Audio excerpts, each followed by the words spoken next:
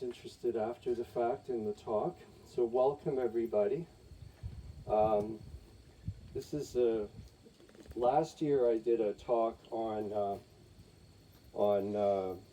permaculture and tiny homes and intentional communities, and that was really addressing what I felt was crucial at the time and still is crucial about creating on-the-ground communities. And it's exciting to see what's happening this year at Soulshine, because we're obviously transitioning in that direction. And I don't know what it'll look like, and I don't know if it'll be on these lands, or maybe it'll be several different communities, but I'm glad to see that that idea was launched and it's on its way, and Keith is doing a great job carrying that forward. This year, I wanted to address the idea of consciousness. And I think we would think of ourselves as a conscious community, and we talk about consciousness a lot, and we talk about transcending the ego, or some of us are on a journey toward enlightenment, and all this kind of thing. So I would call us a self-organizing collective. And we're organized around ideas of higher consciousness than the outer world, which is going in a pretty dark direction in some respects right now, right? So I was really grateful that Anas accepted my offer to deliver this workshop. And I think you'll see why when we get into the material. To start with, because it's very relevant to where we're at, and you'll see. So just by a show of hands, is anyone familiar with spiral dynamics to the point of having read a book on it, or taken a workshop, or watched a documentary? Okay, so just one or two. So that's good. You're fresh victims. Yeah. You won't be able to judge whether I'm delivering this well or not. You can do whatever. You have the power. Yeah, I can relax now. So first, I've only got 3 charts. I'm going to show you the 3 charts first so you see where we're going. And then I'll go back. So this first chart is the spiral, which I've kind of done as to be indicative of maybe a nautilus shell, something organic feeling. And you'll notice there's the different stages: 1, 2, 3, 4, 5, 6, 7, 8, 9. I think there's 9. Did I get that right? 1, 2, 3, 4, 5, 6, 7, 8, 9. Yeah. I don't know. I thought there were 8. So these are all stages of consciousness. And I want you, even though we're going to spend most of our time on a different chart, I want you to remember this one, because this is not hierarchical. So stage coral or stage turquoise isn't necessarily higher than purple or higher than red. It's just different. So I could share this message just from this chart. Anyway, we'll come back to that in a sec. We're going to spend most of our time on this diagram, which shows the spiral dynamics as a hierarchy. And I've also, for some of you who may be familiar with the chakra system, I've put that on this side, and I'm going to show where they line up somewhat. We're not going to spend a lot of time on that, but one of the things I'd like to do eventually is integrate the chakra system with spiral dynamics, and I don't know what it would be, an essay or something, but turn them into one system. And I'm really going to start off here with where we're going to end up. Don't worry about writing this down necessarily. I'm going to take a picture of each of these pages, and I'll put them on the Facebook group and whatever, so they'll be shared, so you can look up these resources later. We're only going to have time in this hour to do a very high level introduction to spiral dynamics, but I'm going to give you a structure that you can then add information to. So I'm going to give you a really important kind of skeleton of the system, but if you really want to go deep and you don't want to read a ton of books, Leo Gura has a YouTube channel called actualized.org, and he has a playlist. You know how you can find playlists on people's channels? So he has a whole playlist on spiral dynamics. And he has a couple of overview presentations that I recommend. And then he has individual programs on each of the colors, each of the stages. Just to reiterate, it's fantastic. It's where I learned about this. And like each color, it spends like 2.5 hours of video. Wow. Yeah. So it goes really deep. They're really deep. Really and fast. so it's a big ask. It'll take you a long time to get through them all. You don't have to get through them all at once. Take your time, enjoy them, but I highly recommend that you watch that whole playlist. This is my information if you want to get in touch with me afterwards. And one of the things I'm going to emphasize here right off the bat is one of the things I don't like with how I'm sharing this is I'm making it look hierarchical and I'm making it look goal-oriented. And the last thing I want to do is reinforce your spiritual seeking. Okay? And I'm a long-time student of something called Advaita Vedanta, or non-duality, from India. It's one of the 4 pillars of yoga. It's where the teacher, like one of the most well-known guys is Mooji. You've probably all seen a Mooji video at some point, and the students are all, "Oh, Mooji, I've been coming to you for years, and I still have anxiety." And the Advaita teachers all do the same. They say, who is it that's asking the question? They want to flip it back to get you to examine who you are. And ultimately, what they want you to discover is that there's nothing there. There's nobody home. And that doesn't mean you don't exist, but you exist as a dreamt character inside Brahma, inside a dream that's dreaming itself. So there's a teacher that I like who does he has a YouTube channel. His channel is called Nirgan John, and go and watch a few episodes of that because he's a great ambassador for the message. He was a student of Nisargadatta, actually lived with him for a while, and Sri Ma, who has also embodied the message. And there's a fabulous book you can read. It's very short. It's not his first book, but Tony Parsons is an Advaita teacher, and he has a book that I'm reading right now called All There Is, and it's a transcription of interviews and things with Tony, and it's just fabulous, and it'll get you out of the trap of the spiritual game. Now, this system is not just a spiritual system. It came out of psychology and studies of psychology, and it was based on the work of Clare Graves. That's a man who did his work in the 1940s and onward. And they studied hundreds and hundreds, thousands of people and evaluated them with various tools to delve into what is consciousness and does consciousness have different stages. And then they discovered this system, and this will all make sense to you in a few minutes. Clare Graves' work was expanded by Don Edward Beck and Christopher Cowan. So you'll see books in the space written by those guys. And they took all the kind of raw data that Clare Graves had discovered and formulated and took it to the next level. And this whole system is used by management consultants. It's used by life coaches. It's used by a lot of different people for a lot of different purposes. And some of you are familiar with the work of Ken Wilber. We were saying before we started, somebody asked about Ken. Ken Wilber took spiral dynamics and adapted it for his own purposes, which is fine. He uses different colors, but you'll see it's a very similar system because it was based on the work of Clare Graves. All right, so let's get into this. So I've got this male or female figure here, and I've got all the stages of consciousness represented with their colors, and I've got it correlated to the chakra system.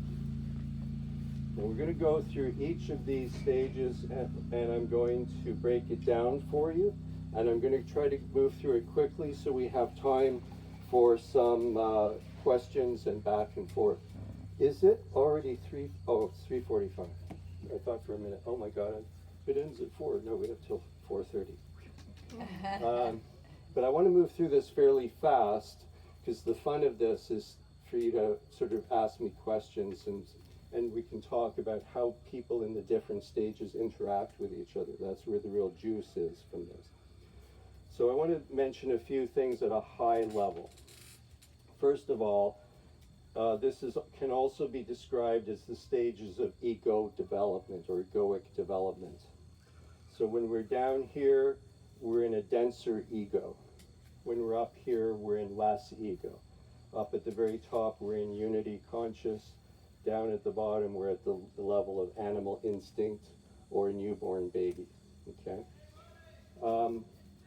Everything we're talking about here can apply to an individual, but it can apply to a group like Soulshine.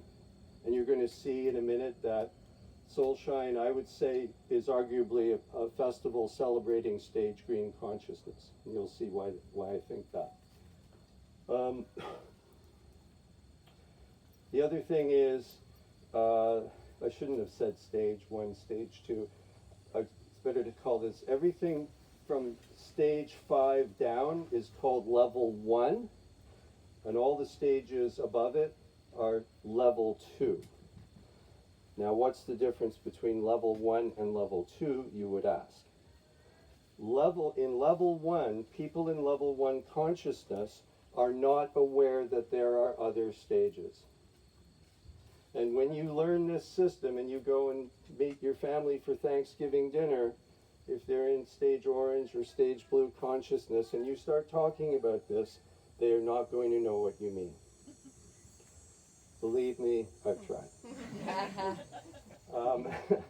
Once you break through to stage green, which is the great heart awakening, great heart opening, then that's the first time the individual starts to become aware of other levels of consciousness. They start, even if they don't know spiral dynamics, they go to Burning Man and they realize something's different in the consciousnness of all these people out on the Pleiad dropping acid and discovering God or doing whatever they do. So that's important to know. What else from a big perspective here? The other thing that's worth mentioning is just as you have the level 1 and level 2 distinction in these stages of consciousness, I would say that I'm sure you're all familiar with Maslow's hierarchy of needs. And so very much as in the chakra system, everything beneath the heart chakra, that would be, the sacral chakra and the root chakra and that, the solar plexus chakra is all concerned with survival. It's often fear-based. It's concerned with security. Doesn't mean it's bad. It's just at that level. It's when you get up into the great heart opening in both these systems that you start to move up into higher consciousness. Sorry, I'll just catch my breath. So, let's start. We'll just go efficiently through the stages, and I'm going to keep an eye on the time because I want us to have time for discussion. So bear with me here. Just I'll ask you to hold off with your questions until I've gone through this, and then we can have whatever discussion you want. So, stage ochre or stage beige. This is supposed to be brown. I didn't have a brown marker, or the one I had was too dark. That is the most base level of consciousness. So for an individual, I want you to think of a newborn baby, or just a child. It's just it can't really affect the world other than maybe with its smile and things like that. It doesn't really know what things are yet, and we put those black and white and red toys in the crib, so it starts to begin to figure out what even a shape is, right? It's the level of animal instinct. I have a black lab, and when he sees a chipmunk, he runs, he wants to attack it. He's never been trained to do that. He never had a mom and papa dog that told him he should do that. It's innate. So we're not going to spend much time on that because we can pretty much take for given. But it's important to know that that's there. Stage 2 is stage purple. So now you could think of as an individual, this would be the stage after the mirror stage in the child's development. You know, when little kids are 3 or 4 years old, for the first time, when they look in a mirror and they realize, oh, that's me, and they become self-conscious, and then they spend the rest of their life trying to unlearn that when they do spiritual practice. So this is sort of your toddler and your young child. I was talking to a friend who's a mom, and she was saying her favorite age of childhood was when her kids were 4, because they don't need to, they're out of diapers, but they haven't learned to be manipulative yet, right? So that's the individual. As a society, stage purple I would describe as a tribal society. So I could give you hundreds of examples, but I'll try and give you just 1 or 2 good examples to illustrate each of these stages. So stage purple is tribal. It's a mythopoeic level of consciousness. So I want you to think of maybe an Amazon tribe, maybe an uncontacted tribe, and they're going to have their creation myths, and they're going to have their, it's hard to talk about it and not sound condescending, and I don't mean that. We know that these tribes are amazing. I mean, I've drank ayahuasca with Shipipo people, and they're the most beautiful people around. So again, this is not lesser than, but this is a pre-technology level, and it's very mythopoeic. Again, we're not in that society, so we won't spend a lot of time on it. But one thing I forgot to mention, you'll notice I've written individual group. As we move from stage to stage, and it's not a hard limit, but each stage kind of sways toward being a little bit more individual and then a bit more group oriented. And you'll see as this plays out.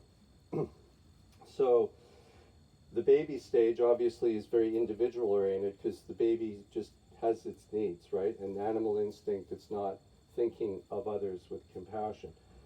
But purple is a higher stage, not only because it's more sophisticated, but now you're thinking of the tribe. So as you know, in a lot of tribal societies, there's no concept that you would go and, catch a game animal and take it home and say, well, I'm going to feed myself today, or my family. You're going to share it with the whole tribe. You would never think otherwise, because that's the style of the consciousness that you're in. Stage red is the next stage up. We go back to more of the individual now. This is far more the beginning of the ego becoming a hardened form. This is the stage where it's all about power, and the individual can start to become manipulative at this stage. As a society, this is where you're going to get kingdoms. You're going to get the pharaoh god. I was trying to think of the best illustration for stage red consciousness as a society. How many of you have seen that series Game of Thrones? Even if you haven't watched the whole thing, I suggest you watch at least 1 or 2 episodes of Game of Thrones, because it's a perfect illustration of stage red, power and might makes right, and making marriages, or if you've ever studied, medieval Europe and how it was like in the age of kings and queens. And we still have that, we still have that with King Charles and various royal figures. So it still permeates our society. So as we move up here, we're going to start to recognize the consciousness. But for the most part, societies are not in stage red. There are some, but there's, I don't know honestly whether there's more red or purple in the world right now. There's also another good example of stage red would be the mafia. Tony Soprano, people scheming, trying to get ahead, building an organizational structure, and everyone competing to be the top of that structure. Stage blue, we now pivot back to the group. So, and as an individual, I'm trying to think of some good examples to illustrate stage blue consciousness. Think of the Amish or the Mennonites. They think of the pilgrims that fled Europe to get away from the kings and queens who were in stage red consciousness, and they made a new life in the new world, and they bought farms, or they built farms, and they were helping each other out, right? A Mennonite barn raising, helping each other. So it's the next stage up. But it tends to also coincide with religious fundamentalism. So people in stage blue consciousness would include, certain, anything that's kind of intolerant, like down in the Bible Belt in the States, Christ is your savior and everyone else is the enemy. Or you see it going on right now in Palestine, Israel, with what's happening between the Israelis and the people in Gaza. On the positive side, the group is sharing and they're helping look after each other. So there's very much an us versus them. Now, another thing I want to mention in passing is a person could become enlightened at any of these stages, or awake, or liberated. If they get liberated way up here, they're going to have a much freer kind of liberation. If somebody got liberated in stage blue consciousness, which has happened, they'll probably think of it in terms of their tribal group or their culture group. They'll say, I'm Muslim, I've seen that this is all God's dream, I've seen the face of Allah, and that shows that my religion is the only right one and we have to kill all the infidels. It can work out with some strange outcomes. The next level, we go back to the egoic, the more narcissistic, more individual, stage orange. Okay, and this is going to be the last stage in level 1, where you don't know about the other stages. You're doing good. So, stage orange, I don't have to spend a lot of time explaining to you, because that's the society that we're in. Okay, and we can talk about the pros and the cons.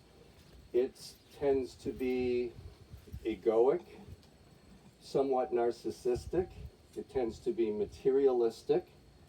In our culture, it's governed by scientific materialism, which is really a religion when you get down to it. All I have to do is mention the word vaccines, and there's a kind of religion around vaccines. And people can have, in the past 4 years, whole families have split over this. Kind of like, if someone's a religious fundamentalist and their child marries outside the faith. We all know about Mennonite shunnings. Well, some of us have had Pfizer shunnings in the past 4 years, right? But so typically, like, I remember my first wife and I moved to Markham, and there were years ago, and there was the Newcomer Society there. And I remember, this is such a good example of stage orange consciousness. I remember meeting some new people, and it was a great little club and a very welcoming community, so it was a great way to meet new people. And I remember sitting on the couch, and there was a man and woman talking about the new model of Land Rover. And they were talking about the different options for the interior fabric, or the leather, on the different aspects of the engine, and this and that, and just like, after about 20 minutes of listening to them, I just made an excuse to go to the kitchen, get myself another drink. I'm socializing in the kitchen. Like, half an hour later, I come back to the couch. They're still talking about the Land Rover. So that's kind of an extreme example of people in stage orange consciousness. They're going to tend to talk about mortgage rates. they're going to tend to talk about stock market. And there's nothing wrong with any of that. I talk about that stuff too. But that's where they're limited. The positive side of it, however, is it gives us technology, it gives us airplanes, it gives us automobiles, it gives us industrial society. There would have been a time I would have said it gave us modern medicine, but I wouldn't say that anymore. So there's tremendous benefits to Stage Orange.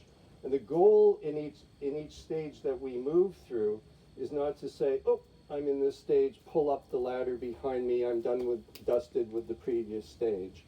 It's actually, our goal is like a master yogi who has mastered all the chakras, burned off all his karma. He or she is going to play their chakras like a flute. So I want you to think of all of these notes as notes on a flute. And once we achieve all of them, we'll get into the higher ones now. Again, the idea is not to get up into stage choral consciousness, pull up the ladder and say, okay, I'm in my cave, and tuning out the rest of the world, although that is a legitimate option. But most of us are not going to do that.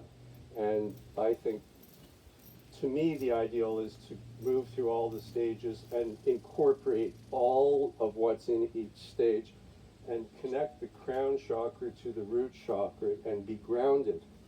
Okay? And we've all heard about grounding in our spiritual pursuits. All right, so stage green is the next stage, and that's the stage of the big heart opening.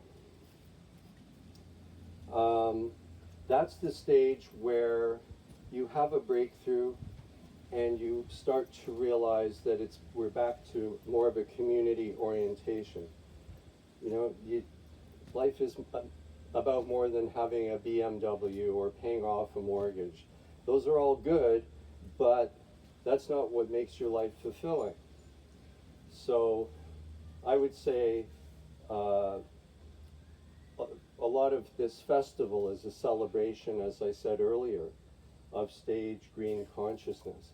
Notice we don't go up and shake hands. Hi, Bob, you know, how about those interest rates? That's not the conversation that's happening here, is it? It's like, hey, brother, hey, sister, how are you doing? And you don't necessarily want to hear about that other stuff. You want to have that rich conversation about the meaning of life on a deeper level.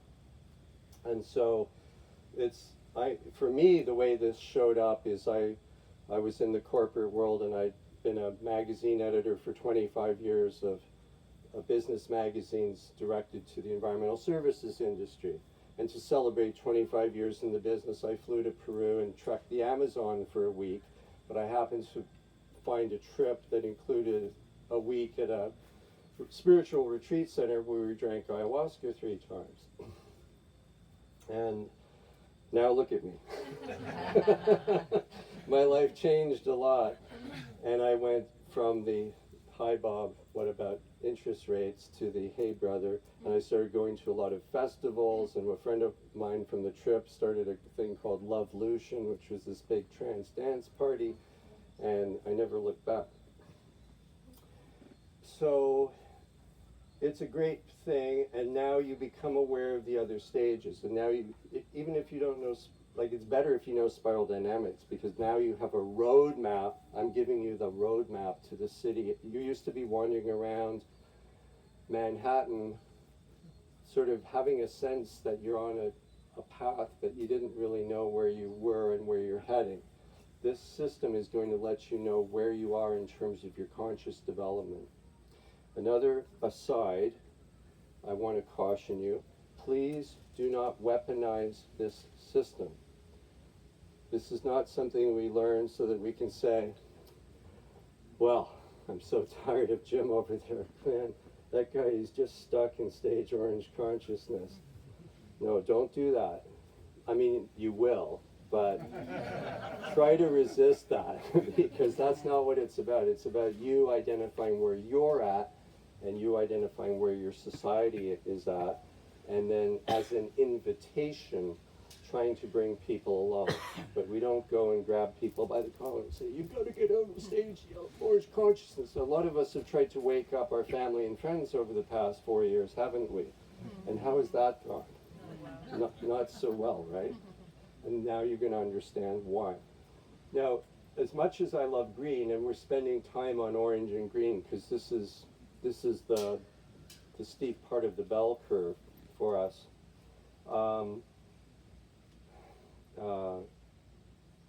Stage green there's nothing wrong with it, but it's not the highest stage. So if I wanted to convey to you a way in which it's not the highest stage, I would say Burning Man. Now, I've never been to Burning Man, but I have lots of friends who have, and I would say it sounds great. I'd love to do it one day. But it's a very good illustration of everything that's good and everything that's limited about stage green, because it's the stage of spiritual materialism. It's the stage of spiritual narcissism. It's the stage where somebody drinks ayahuasca and then they start wearing all this Hindu jewelry, and they get their nose pierced, and they wear psychedelic shirts to show how evolved they are. But it's the problem with it is it's the false enlightenment, and this is why, for those of you who weren't here earlier, the last sheet here, I'm directing people to spend a bit of time looking into non-dual teachings and this book, and I'll share that later. Because in stage green, you think the enlightenment happens to you. There is no I. This is a dream that's dreaming itself, and you're a dreamt character in Brahma's dream. And so there is enlightenment, but it doesn't happen to an individual. That's why they say nobody gets enlightened. And you can take that in every way that you can think. Nobody gets enlightened. It's a lot of nuance there. So again, stage green, great, but it's not the highest level. Stage yellow, which I've been in for probably the past 6 or 7 years by my own assessment, is where you move past spiritual narcissism and you start doing the work to get into the real understanding of what's going on. And it's a tough one. Well, I don't know how this is a tough one for me to share, because I don't know what that looks like for other people. And you can watch the Leo Gura series on YouTube and you can delve further into it. For me, the way it showed up is I spent years, I went freelance as a writer, writing about spiritual themes and shamanism and going on podcasts about that stuff. But I became obsessed with geopolitics. I wanted to know how this real world works. I spent 8 months studying the dirty war in Syria a number of years ago, when they said President Assad had gassed all these people. I thought, is that true? I wanted to look into it. I could give a whole talk just on that. And I found out that he didn't. It was our intelligence agencies that did that. And so I want to warn you, a lot of people here don't want to go through this because they don't, you'll find a lot of people who are spiritual don't want to talk about the dark side of the ego and the id of our culture. But I'm just telling you right now, if you want to keep moving up or deeper into the spiral, you're going to have to do that work. Now, it may not look like that for you. I'm not saying you have to get obsessed with geopolitics. But it seems to me that it has to do with the big reality check and looking at all the stuff you don't really want to look at, including about yourself. So I've gone into some very dark places, sometimes with the help of visionary plants. And I've looked at some things I would rather not have looked at, but I did.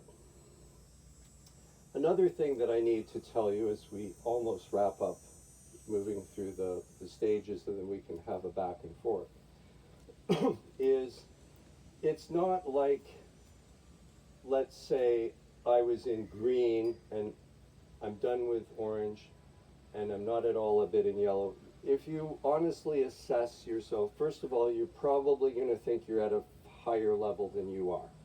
That's inevitable. So a lot of us are going to be in green, but we're going to think we're in turquoise, and I can promise you, you're probably not. But it also, it means I might be 30% orange, 30% green, 25% yellow, 10% turquoise. You know what I mean? And so it's not like you go, these are not lily pads that you're hopping to. You think of these as blurry edges, and you're going to, like watercolor, you're going to sort of seep into one and the other, and you're going to still manifest lots of bits of other things. When you emerge from yellow, you get into turquoise. This is the stage of authentic spirituality. This is the stage where there's realization that the enlightenment doesn't happen to a person, that you're in God's dream. And that can look a lot of different ways for other people. For you, it might be Christ consciousness, or it might be Buddhism, or it might be a path of service. And a really good illustration of that as an individual would be Ram Dass. You know, when he was young and discovering psychedelics, if you follow his lectures over the years, you could see him moving through these things.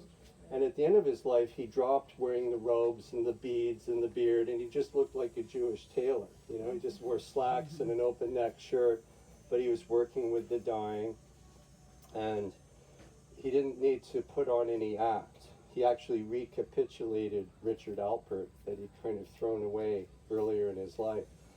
And he's just a great example of someone in the real stage turquoise awakened state. And that's the stage, if you were fully in turquoise, you probably would have a hard time holding down a regular job. You would just want to be of service. You would just want to alleviate suffering. You would realize this is all a dream, but the one thing we can do is make it a better dream, right? There could be less suffering.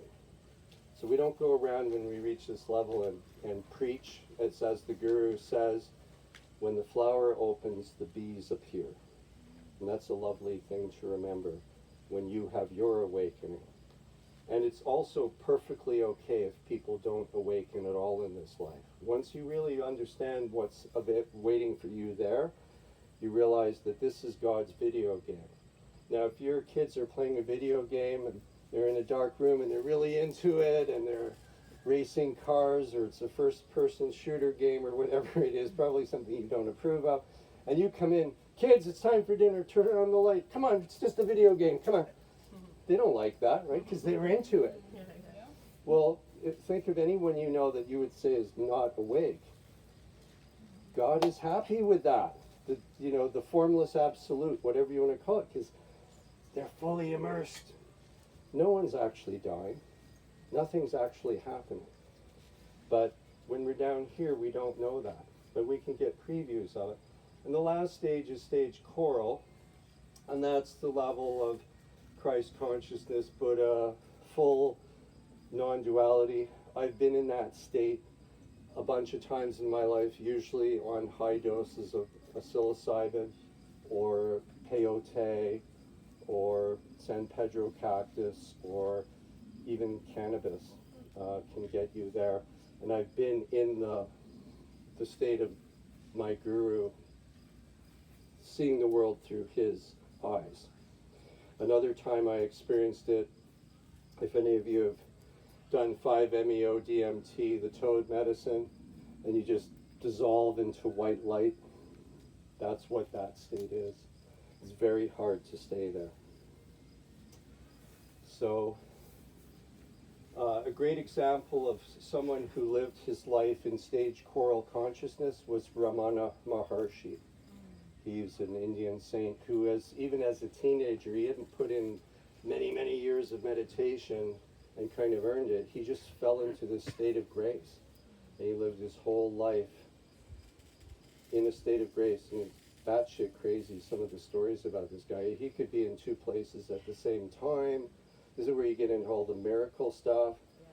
You know, my guy, Neem Curly Baba, very Christ-like stories. He could feed a whole group of hundreds of people from a single basket of unleavened bread, because at that stage you're so at one, there's so little of the ego you left that you just you are reality itself. You're manipulating reality. So anyway, so that's the overview. I won't go into this in detail with how it correlates to the chakras, but similarly, in the chakra system, we have the root and the heart and throat, the third eye, and the crown. And they're very similar. And they have, as you go into both systems, you'll see a lot of more correspondences with them. Okay, and then just, we've got about 15 minutes for questions and such. I don't know what time the next thing starts, and if we have more time to keep going, I'm all for that. I'm not running off anywhere. But just for those of you who weren't here right at the start, I'm going to recommend you watch the playlist on spiral dynamics on Leo Gura's channel, actualize.org. Don't worry about writing this down. I'll take a picture of it and put it on the Facebook page, or you can use your cameras and take pictures of it, blah, blah, blah. He spends about 3 hours on each stage, and you'll really go deep, and it's really interesting. And then, just so you don't turn all of this into a hierarchical system that reinforces your being on the hamster wheel of trying to become enlightened, I'm recommending that you watch some YouTube segments from Nurgan John. That's the name of his channel on YouTube. He's a wonderful Advaita teacher who had studied and lived with Nisargadatta and Sri Ma in India, and he's just a really unpretentious, down-to-earth, great explicator of the message. And then there's a wonderful book that I'm reading right now called All There Is by Tony Parsons. And that's a nice antidote to this whole business of thinking that, you know, like the negative side of this, because especially the way I've drawn this, you're going to want to climb up there. And you're going to want to get to the next stage faster than you should. Like I've said, I've been working through stage yellow by my own assessment for 6 or 7 years. Now, maybe you get through it in 2 months. I don't know. But I'd say this is one of those things where it's better to go slow. Let it unfold organically. Let it be like the snake doesn't rip off its skin, right? It sloughs off. So let the earlier stages fall away as you move into the next stage. And enjoy these stages, because again, your goal is not to jettison them. It's to just more and more deeply enrich your life by making yourself available to the invitation of the next level when it calls you. And as you understand this system more, don't worry, you will recognize when it shows up.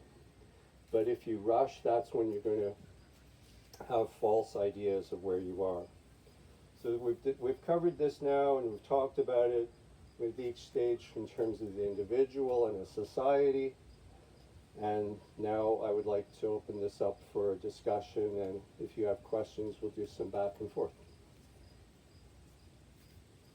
Leo also says... When you speak, try to throw your voice a bit. Leo also talks about you can't jump levels. You have to go through each level. You have to have like an awakening that you've reached the next level. Right? Yeah, so yes, you can't skip the stages. Having said that, you can catch glimpses of them. So, like I say, you don't have to fully be done with green before you can go into yellow and into turquoise. I've spent a lot of time in turquoise, and I feel I'm at the door of turquoise. I don't know. I really can't say how far I'm into it yet. All I know is my concerns are increasingly the kinds of things that people in stage turquoise are concerned with. Thank you, Guy. Oh, you're welcome. Thank you. Yeah, it's really important not to bypass, okay? Because a lot of folks who are in green have caught a big glimpse of these higher stages. but they're rushing because it's too caught up in their own ego. So that's where, you know, you have a profound experience, and then you go and get business cards printed, Guy the Shaman, and you open up a, you know, a shamanic practice when you've had no training. It's that rush thing. It's the stuff would make, it's a little cringe-worthy, right? Like, really? Well, my understanding is you can't do that. You're just deluded, you know. Yeah. You know, so it's you're in, and you might be a whole lifetime or several lifetimes in a certain state. Well, as I said at the beginning, the lower down here you are, the more dense the ego is. The less dense the ego is here. But the ego does not like this. The ego will work very hard to convince you that you're already there at a higher level than you are, because it's a little petty tin pot dictator, and it wants to keep running the show. That's why I'm directing you to those Advaita talks, because they're a beautiful neutralizer or antidote to that. So, and again, this is simply, you know, this is a map. It's not the terrain. So this is like a map of New York. It's not the city of New York. Your life is the city of New York, and this is the map of the city. So don't confuse the two. And like all systems, it has limitations. It's not going to solve everything for you. But my hope in imparting this to you and making you aware of it and presenting this at a high level, now you've got the view from 10,000 feet. And now you can start delving into it. Some of you will want to watch the Leo videos of each one of these in order, which is what I did, and that served me well. But it doesn't matter. You might just want to look at stage orange and stage green, because that's what most of us are a mix of right now, especially here. Yeah, I got a question. So you say that they aren't hierarchical, but they are developmental. Yeah. You go from one to the next. And the first one's, the one that goes from ochre to purple seems to, you're just driven to it naturally. A child learns to walk. Yeah. They just flow through it naturally. Yeah. I'm curious why would we be designed so that we don't flow to all these stages naturally? Is there something that's keeping us back, that is frustrating our That's a good development question. along? I'm not sure I know the answer to that. Can I take a stab at that? Yeah, sure. In the Bible, what is it? The sin of knowledge. So, like knowledge, technology, reason, that's our burden. Yes, and reason is very important. Like, there is a development of reason up here, but reason starts to get into trouble by the time you hit green. Right. That's where you start to realize, oh, wait a minute, all those people working for Monsanto, they're pretty smart people, they've got degrees, they make a lot of money, they have reason up the wazoo, but what are they actually doing? You know, what they're developing glyphosate to what? Because they're not living in integrity that comes at this other level with these other stages. Yeah, certainly some of these stages happen quite naturally. Maybe, you know, you could have a world in which it would all happen quite naturally. Perhaps when we're discussing this kind of society we want to create to take the place of the one that is in existence now is really a discussion about how to evolve us, you know, from here deeper in here. And I like this diagram because it's not a hierarchy, it's the spiral idea. And you'll see if you go on Google Images or whatever, a lot of the times they represent it, it's a big spiral, kind of like a tornado shape. And that's the most common way it's represented. I didn't have the capacity to draw that kind of a shape. Do you have any practical ways to move from one of the stages to another? It's going to show up differently for everybody, really. There are some things, though, that people will have in common. So, I mean, and it depends what stage is going from what stage to the other. Like, I mean, if somebody came to me, well, I'll give you an example. I had a friend who grew up in Israel and had kind of figured out the truth of what the IDF was doing in the West Bank and Gaza. This was years ago. And she was really messed up about it. And she'd fallen out with her own extended family over this. So her therapist had said, I recommend you do mushrooms, psilocybin, and find someone to hold space for you while you do it. So she was a friend of a friend, and the friend knew that I did that, so she contacted me and I held space for her. We actually both did mushrooms together. And she had a really deep, like, awakening type experience. It was very explosive for her. She had a lot of work to do to, what do you call it? Integrate that. And I could see her really moving from blue-orange into orange-green just with that one ceremony. So you can do it in a supercharged way, but meditation practices, as long as you don't get trapped in that hamster wheel, as long as you're not saying, I'm going to meditate because I'm going to become Guy Crittenden 2.0 and I'm going to be enlightened, as long as you know, you start to get insights into what is really happening. There is enlightenment, there is suffering, but it's not happening to a person. Some of you will understand it, some of that. Some of you will understand it later. But yeah, but don't rush it. Another thing we should mention, or if you want to talk about, that I alluded to before, is this is very useful in understanding your discussions with friends and family. And I'll bet you dollars to donuts that it has shown up for you similarly to me. When I went to Peru and started, my journey from here to here, which took a few years, it wasn't that I was suddenly like, I'm not going to the pub anymore with Martin because that guy's stuck in stage orange. I'm too good for that. I'm going to hang out with my friends that, love Lucian, and because I'm better than them or anything like. It was quite the opposite. I wanted to share this stuff with my friends at the time, but what I found is all my friends changed. And the people who were here and here pulled away from me. And they just stopped calling me and they drifted away. And I suddenly realized, I haven't heard from that person in years. And a whole new set of friends showed up, people like yourselves. And one day I looked around and like, Jesus, 2/3 of my friends are energy healers, shamans, all this crazy stuff. And it had just happened organically because I had shifted, and that was now what I attracted. Start to resonate, to the higher levels that you're attracted to.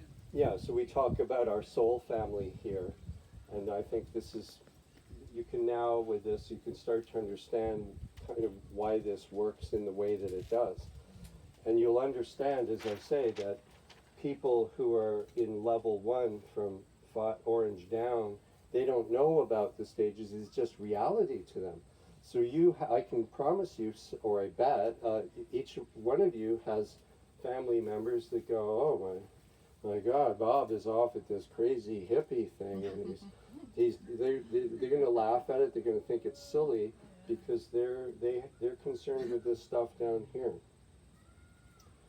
So so it helps you understand those difficult conversations that you've been having, and it can lessen the burden of, because now that you have a map, you can sort of go, I get now why my sister is never going to understand me, and she's living in ego, and la la la la la. And it'll help you unpack those stories and let go. Because another thing I have found, and this is not really part of spiral dynamics, but it's my own experience, this is very much a process of letting go. And the ego doesn't want to let go. And the worst thing you can do is try to transcend the ego. Because then you're just reinforcing that there's a person that needs to be transcended. This is it. You've already arrived. This is heaven and hell. This is eternity. Because there's only now. There isn't even the time, by the time I finish saying the word now, it was already not now. So everything's happening now. Even, I was talking to someone this yesterday, and I was saying the Egyptian pyramids weren't built in the past. They were built in a past we're imagining now. They were built now when different things were moving through now. So there's only now. Ego doesn't like that. It wants there to be a past and a future. What's the reward for this understanding? Liberation from death. Because you will never die because you're never born. You, what you take to be you, is a dreamt character in a dream that's dreaming itself. Ego hates hearing that. Nobody wants to hear that message. What's the reward of hearing that message? This is eternity. So what's experiencing our experience right now will go on forever. You know, I'm not going to try and convince you of that today. I'm just planting the seed, giving you a little preview, so when you listen to Nurgan John and you read Tony Carson's book, you will you'll kind of have a perspective of why I'm pointing you to those teachings at the same time as spiral dynamics. A management consultant who uses this would not do that. But I have a feeling a lot of you are interested in this, not because you want to go and solve the problems of a poisoned workplace, which you could also do, but because you want to use it in your own inner work and your own community building, right? I'm just sort of more pedantic level, wondering out loud about the people who can see what's happened in the sort of pandemic. And, you know, if there would be more people above orange, just because at that level you really just believe in scientific materialism. You can't even imagine that it's all rigged and this and that. Yeah, that. I'm just wondering if, I just kind of wondering out loud about that. Yeah, like the way it could go for a person could be, I'm not saying it would have to, but it could be, I think a lot of people are going to experience something like this. They were in the normie world, the events of 2020 happened, they started to awaken even more than they had. They personally are moved to evolve and have this heart opening of stage green, and now they're at an event like this, blah, blah, blah, or they're in Tulum and they're doing Bufo or what have you. There's a lot of this scene erupting, and what's awaiting them is they're next going to have to face that difficult work of going, oh my God, these people were planning our deaths. Oh my God. They literally designed this drug to sterilize people. And then unpacking all that could take a long time, and it's a difficult journey. Now that you have the map, rather than just viewing it from stage green and going, oh, I don't want to deal with that, now you know there's a beautiful garden on the other side called stage turquoise that you're going to end up in after you do that difficult work. So that's just an example of how this can be useful.